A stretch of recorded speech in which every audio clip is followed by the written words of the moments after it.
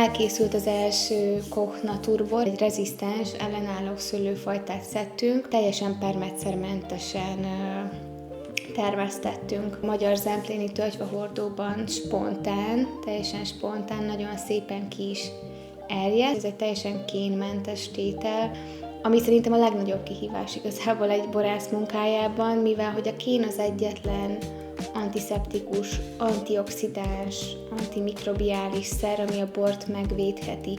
Tehát, hogyha teljesen kénmentes egy tétel, az mindenféle mikrobának és oxidációnak van kitéve.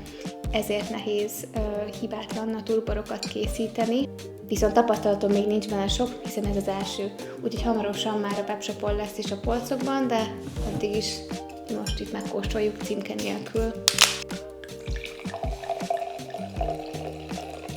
Úgy töltöttük le, hogy már a vége fele volt az erjedés, de még volt benne egy pár gram cukor. Szerettük volna, hogy a széndioxid benne maradjon, a természetes széndioxid.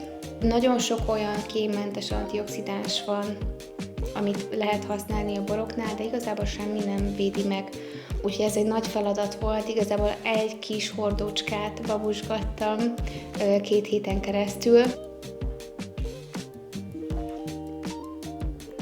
Szerintem egy nagyon frissítő, nagyon szuper tétel lett.